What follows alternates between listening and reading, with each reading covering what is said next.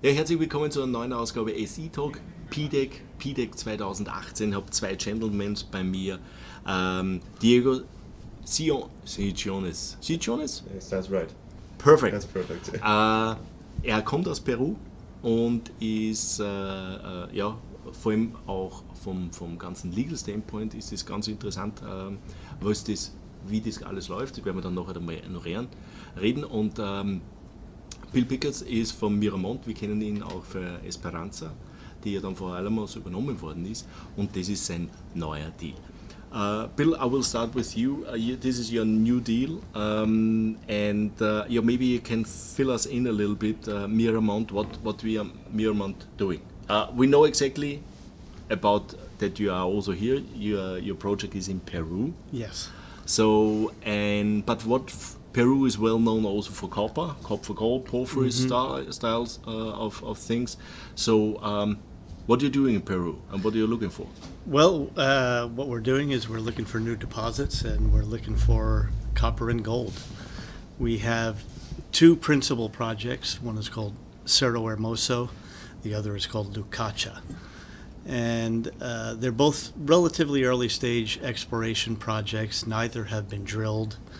Cerro Hermoso will be the first to be drilled, and we're finalizing our permits right now and hope to be drilling in a very short time. Lucacha is a little further down the line, quite honestly. Mm-hmm. We've just completed a phase of geochemical sampling and detailed mapping. We will probably follow that up with a round of geophysics, and then before we finalize drill targets there. Mm-hmm. But at Cerro Hermoso, we're ready to roll. Mm-hmm. We've done quite a bit of work over the past few months, and quite honestly, it's now time to drill a hole and find out if we're right or wrong on whether there's a deposit there. And when you're planning to drill this one? Well, as I mentioned, we're finalizing the permits right now. The process is it's pretty well defined, but sometimes it takes a little bit longer than you might expect. But we are literally at the last step of it, and I would hope, I don't want to put a date down because I'll be wrong, but in a very short time, weeks, we'll have the drill permit. And what you planning in January for 2018? Do you plan all in now to drill one or two holes, or what is the campaign plan? No, we plan on drilling 5,000 meters. Okay. How deep you will go? Well, we have three principal targets there. The drill holes will vary between probably 200 to maybe up to 500 meters. Mm-hmm. We're probably looking somewhere between 15 and 20 drill holes. Mm-hmm. And of course, I always have to say that, you plan out a drill hole, you say it's going to be 250 meters long.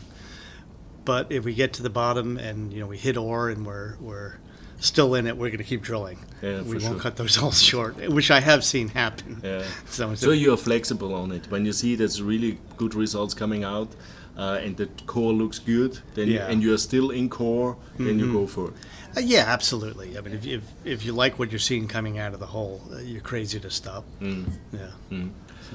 So. Coming to the legal standpoint, Peru is from Europe is far away. But we saw also then some stuff also from first how difficult is really for a mining company, Canadian mining company, Australian company, to do work in Peru itself. Okay, from a legal standpoint, it's not difficult at all. Okay, the system is built to attract foreign investment. Most of the major mines in Peru, and Peru is a major deposit country, are run by foreign companies. And something is the tricky or complicated part is the part about community relations. And we have done a lot of work to make sure that we build on solid ground. So for example, in Cerro Hermoso, we already have agreements with all the landowners and the communities, and they are allowing us to drill on the property, and we plan to maintain a good relationship with them.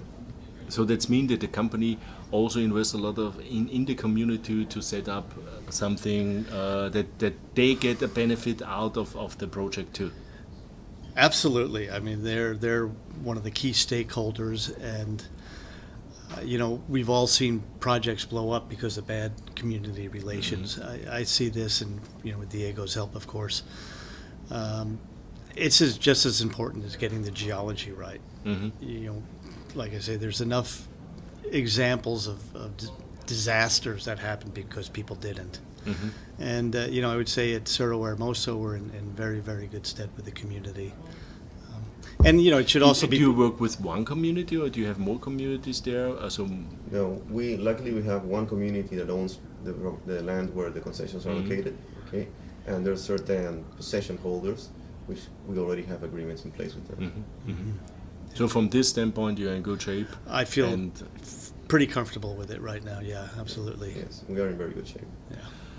Coming back to the share structure itself, how many shares are outstanding? How much cash you have? Can you do this, or you must do No, that's fine. We have we did a financing in November 2017. We raised about $6 million. Okay. We we made a big acquisition, which is the Cerro, the 2 mineral properties, and right now we're sitting on, I think it's about $4.5 million. So enough to do all this work? Yeah, oh, absolutely. We're budgeting for this program like $1.5 million. So we have enough to do all the work we want to do, plus have some, a little bit of runway if we want to keep drilling. We'll be do you look also for other projects that if something coming along? Yeah, we do. We're not doing any grassroots exploration, but we're more than happy, and we have looked at a number of what we call submittals. People bring us a property. I would say we look for 3 criteria as we evaluate these, and obviously they apply to our 2 projects. One is, if there's something there, it's going to be big. If you're going to go out hunting, look for something big rather than something small. 2 is we like to be in good neighborhoods. And by that I mean, known mining districts.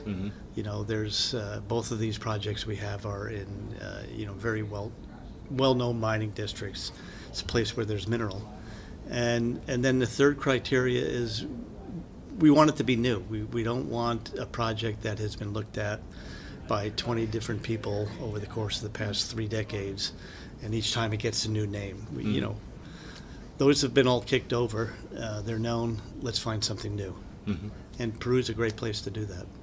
How many shares are outstanding? 50 million. 50 million. And there are major shareholder or groups there? Yeah, there's a fund, actually a fund from Amsterdam. We have I think insiders control about 35% of the company. It's fairly tightly held right now. And number of other groups are in it. So the next point, what's coming to summarize is, first, you're working on the legal side, that they have a good relationship with the community, and that's very important. And we saw, especially in Peru, a lot of bad developments that are going not in the right direction with the bad communications with the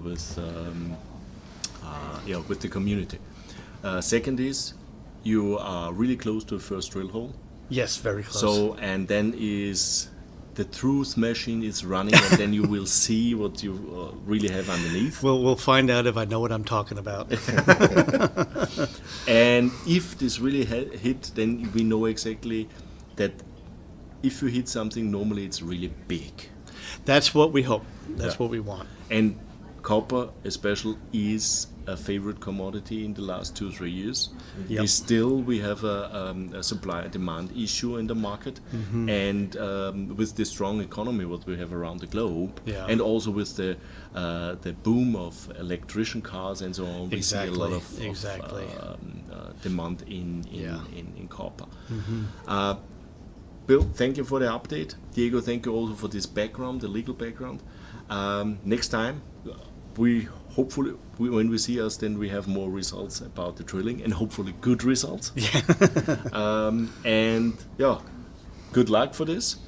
Thank you. All right, well, thanks very much. Ja, das war ein Erstinterview für Miramont, und wir sind jetzt gerade in der kritischen Phase. Erstens einmal, die Aktie ist sehr eng, sagen wir mal. 35% wird vom Management und Insider gehalten, 50 Millionen draußen, das ist nicht viel. Sie haben genug Geld, um zu bohren, und sie sind jetzt kurz vorm ersten Bohrloch bei einem ihrer Projekte. Und wir wissen ja, die Bohren ist die Wahrheitsmaschine, die Truth Machine, wie es so schön heißt. Und wenn dort was rauskommt, dann macht es dort auch einen Move. Denn eines ist klar, in Peru sind die Dinge nicht klein, sondern das sind immer große Ressourcen. Und wenn die dort wirklich was hitten, dann ist dort etwas Großes an der Mache. Interessant war auch dieser Legal Background, was uns der Diego gegeben hat, dass einfach die legale Struktur sehr einfach ist. Also Peru will Geld von außen anziehen, um diese Projekte zu entwickeln. Allerdings muss man ein sehr, sehr gutes Relationship haben mit der Gemeinde, und wenn man das nicht hat, dann nützt das beste Projekt nichts, dann wird man nichts dort zustande bringen. Und deswegen arbeiten Sie jetzt auch so, und das ist sein Spezialgebiet, an der Kommunikation mit den Gemeinden, damit die alle vor Ort sind. Also in ein paar Wochen wissen wir mehr, da startet wahrscheinlich das Bohrgerät, und ein paar Wochen später darauf wissen wir, ob die Company auf einen Kupferschatz sitzt oder nicht. Das war PDEC 2017 Miramont. Tschüss und Baba. Thank you. You're welcome. Thank you. Thank you.